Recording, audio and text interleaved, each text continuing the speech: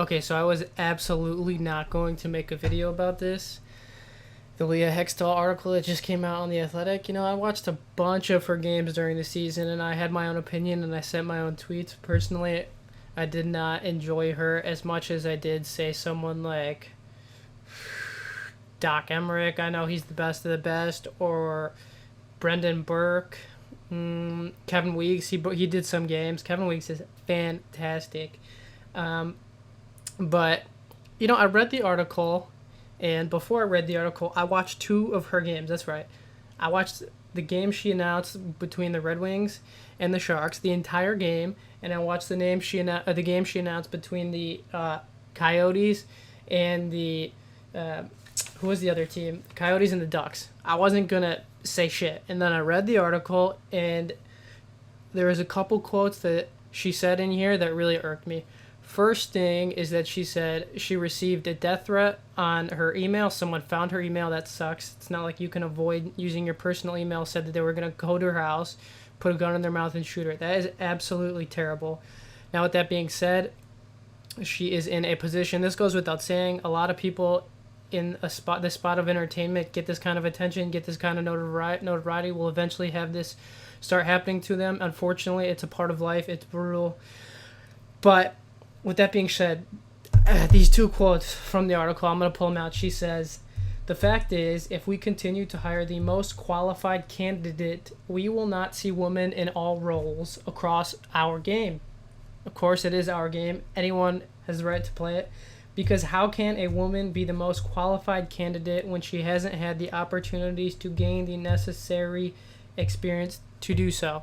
First of all, she is conflating the word qualified with experience, right? She uses the word experience, but what she shouldn't have even mentioned the word qualify. Now I'm going to bring up one of my favorite broadcasters. I could sit down and watch baseball all day long. His name is Joe Davis. He is the broadcaster for the Los Angeles Dodgers that replaced the all-time great, oh my God, what? Vin Scully. Are you kidding me? The guy was 30 years old, I want to say, when he replaced him, and now he works alongside former Dodgers legend Oral Hershiser. Joe was 30, I think, when he got hired, and the only experience or qualifications that he had before he got the job is his work in college doing football, basketball, and I believe he did college football games, and he still does them, and he might do NFL games. I might be wrong with that, but he'll do national games with former Braves pitcher, what's the bald guy's name? John Schmaltz. Joe Davis is incredible, but he wasn't the most qualified person to receive to be replacing Vince Scully, but he did it anyways because clearly he had the talent, and I think she's missing the point. This is the entertainment industry. She's not being hired to be a lawyer. She's not being hired to be a doctor who has worked the most years, to correctly suture an artery. She's being hired for the entertainment industry, and a lot of the time it does not have to do a thing with qualifications, okay? A lot of the time it has to do with appearance, how good looking you are, how your voice sounds, yeah, and a lot of people have been acknowledging that about Leah Hextall. It has to do with personality traits. Are you quirky?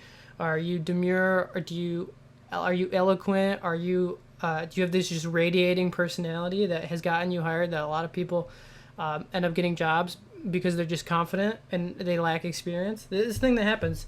In the second quote, she says, following up on the fact is that women are not going to be hired because they will never meet the qualifications. She says, unless they got like a little bit of extra help. She says, it doesn't mean giving the job to someone who doesn't have qualifications, but there's no way a woman can be as qualified as a man because she hasn't had those opportunities. So there has to be intent on the hiring process. Okay, so now if that logic follows, what if every job you ever got was because not that you were qualified? And she says later on, she says, I was not the most qualified NHL candidate, but if we don't give many people these opportunities, it's never going to happen. She's speaking of women, of course.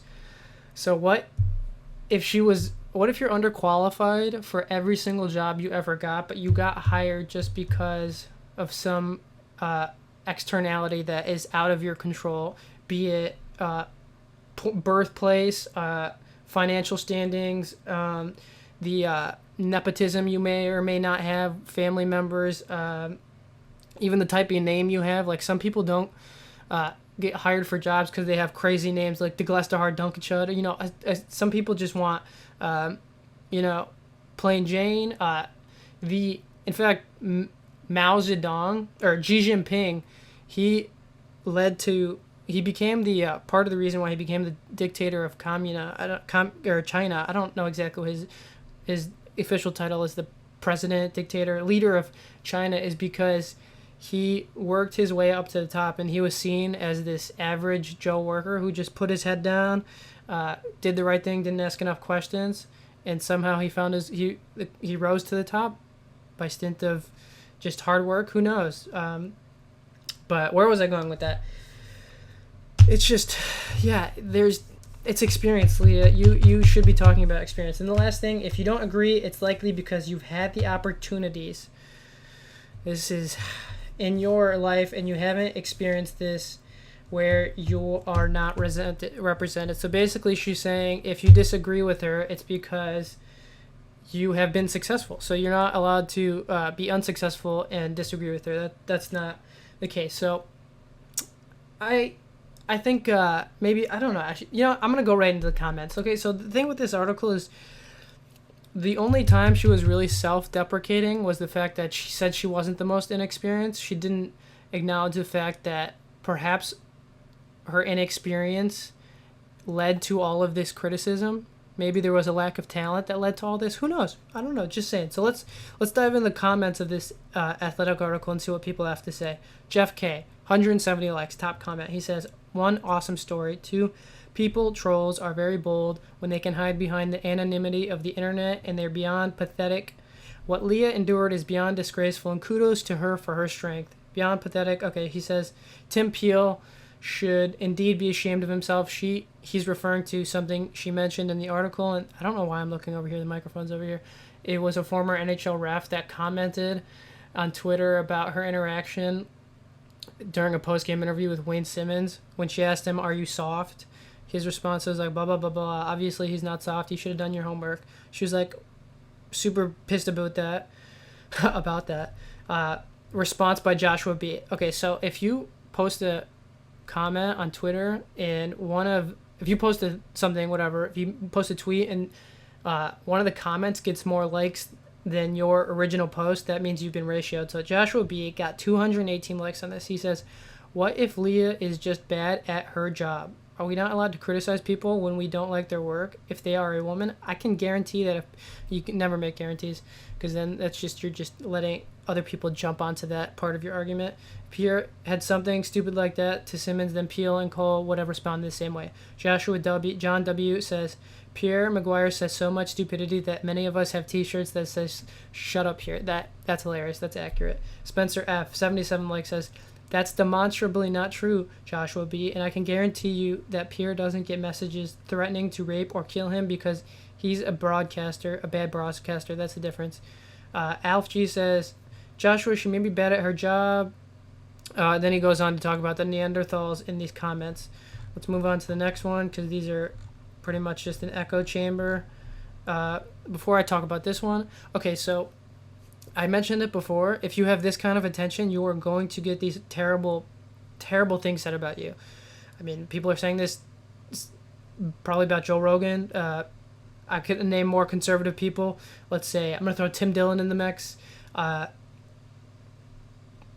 Name the person. Everybody gets death threats if you reach a certain height of attention. So just focusing on those comments is the problem a lot of people are having with this article. It's that too, the vulgar comments about her gender. It's not that people are focusing on her actual job. Nobody's really paying attention to her quality of work. And I'll get to that eventually because I watched two 60-minute games, and each of them had overtime. Okay? The next one. The abuse is obviously gross and acceptable, but plain and simple, Hextall isn't an NHL quality announcer, and audiences don't owe her any patience as she figures it out. Brad C, 139 likes.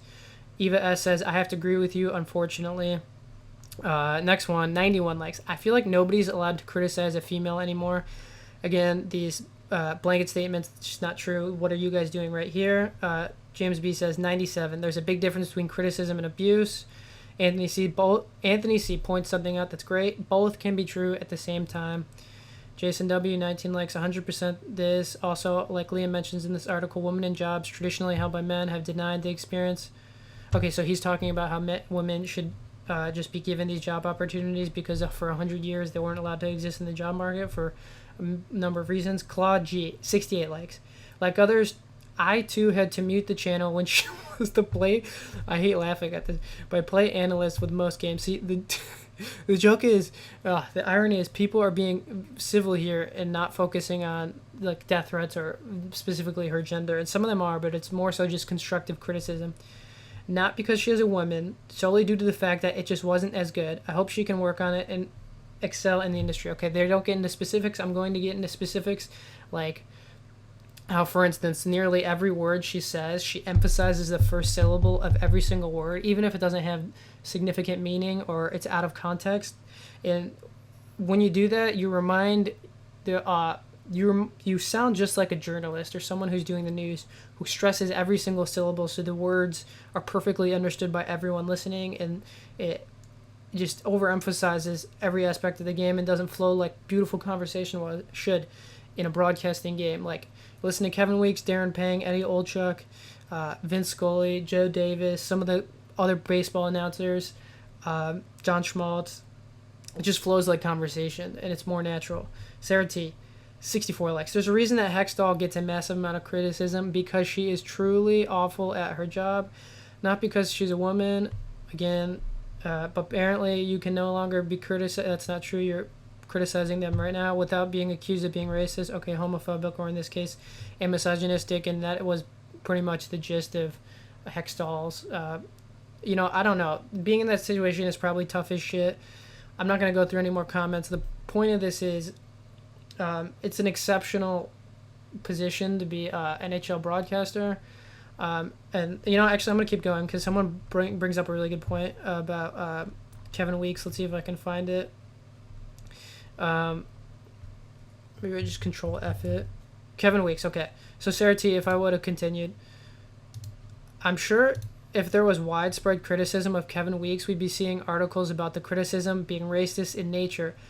Not that would necessarily be Weeks' own point of view. Now, see, this is a Sarah T, fantastic response. She's bringing up another case scenario. Kevin Weeks, because he's black, if he received criticism, it'd be a good comparison. But at the same time, even if he did receive criticism, that necessarily wouldn't have been something Kevin Weeks would have been bothered by. More so, if it was because of his race, he probably would have been more upset. This is what she's saying if it was about the quality of his work. The reason why we don't see much, if any, criticism of Weeks, though, is that he's really, really damn good at his job. And he is so freaking good. Oh, my God. I just watched the game that he did with Leah. He's incredible. Trying to think of what it is. He's like three quarter save for $1, something like that. He's the guy kills it. I hope he does more jobs in the future. Basically the opposite of Leah. Maybe she'll get better with time, but honestly, if she's calling a game, I have no interest in listening to it. Kevin M responds, well said, Sarah. Agree with everything. Kevin Weeks is a great example. Cooper W says, I know there have been a bunch of comments about this so far, but once again, valid or fair criticism of someone's work is a lot different from sexist and violent threats. Wow, very intelligent readers in The Athletic. So let's get to some of the things that I I found interesting during the viewing of her game. So the first game that I watched, I just clicked on it. It was a game, I think it was the Capitals and Flyers, and she was not an announcer. She wasn't broadcasting that game. She was doing the in between the glass, and she asks the coach of the Flyers, I can't think of his name. She's like, what did she say? She's like, I know I'm your favorite, but why are you so hard on Boucher? She made a joke, and they both laughed. Honestly, I hate when reporters ask coaches questions during games. I think it's silly. So if you're gonna ask them a question, you should make it a silly question like that. So back to the first game I watched. So I noted some of her catchphrases, and I'll tell you the top ones. First, this isn't really a phrase, this is a sentence. The word out. Canadians happen to pronounce it like oot, and I find that to be hilarious. In 65 minutes of play, she said the word oot in a combination of phrases and just saying the word oot 78 times. The next phrase she said the most was, let's see, chip. She said the word chip 17 times, the word chase 18 times. Her favorite catchphrase, without a doubt, is giving chase. She said that 15 times. Usually, if she says the word chip, it will be player chips it in, they're giving chase, or some combination of giving chase, chipping it in, something along those lines. I noticed that. She also uses the word shovel quite a bit. She used that 10 times. She commented on one fight in this game. Actually, the second game, the Arizona Coyotes versus the Ducks. She commented on 2 fights in the first one. Thank God Kevin Weeks was there. She said 2 things during the first fight. That was pretty much it. Ooh, 2 times. Second fight, she said, little bit of a discussion. Physically, I mean. That was funny. I mean, like, whatever. Be it as you will. The second game, Kevin Weeks was there, so she didn't use the word oot as many times. She actually said it 5, 10, 15, 20, 25, 30, 35, 41 times. She said chip 10 times, chase 8 times. Collect, she likes to use that word collect 11 times, and this phrase make mention, I've never heard anybody say make mention before. She said that 3 or more times. A couple of the notable quotes I have from her is before they went to commercial breaks, Anaheim Ducks thought they had a goal, but as we saw, they did not. So again, she can be funny, but I think it's in like shorter spurts. You know, like she's got humor, she's intelligent. It's just she comes across more of as a really refined journalist. You know what I'm saying? The last thing I have her as saying here is, who do we get messing it up in there? This was she's funny. She's funny. You know. Yeah, man. No, that's all I got. I was thinking about making a drinking game about her, and then I saw that she was getting death threats, and yeah, that's not cool. So maybe we're gonna postpone the drinking game. You know, the one that exists about Pierre. And folks, we all know what the wrong thing is to do. It should be a given that you shouldn't be verbally abusing people or making death threats. So when you focus on the things that are a given and don't focus on your own problems, and then get pissed about that with people who you admit to that you are underqualified, it's just kind of a slap in the face. So if you're going to say that you're underqualified but you don't go into detail about how you're underqualified in terms of not just experience but in terms of like talent, you know, why that is, and you know, you just kind of paint a broad brush about the hockey community in general. I didn't want to write this, but you know, I talk about this, but I did. And say la vie. We'll see what happens. Joe Davis, by the way, you were the shit. I used to watch your games endlessly throughout the summer. You and Oshreiser, fantastic. Vince Scully, rest in peace. I miss you so much. I only got to watch a couple of your games, and that was at the peak of my gambling phase, but that's all I got for you. I'm looking forward to the start of the NHL season, which is in October, like 14th. All right. Peace out. Good thing the Red Wings have fantastic announcers. Ken Daniels and Mickey Redmond. Trevor Thompson, Chris Osgood, Danielle Bruce, Carly Johnston, Ken Cow. Actually, I'm not a huge fan of Ken Cow, but that's neither here nor there. That's all I got, all right? Peace.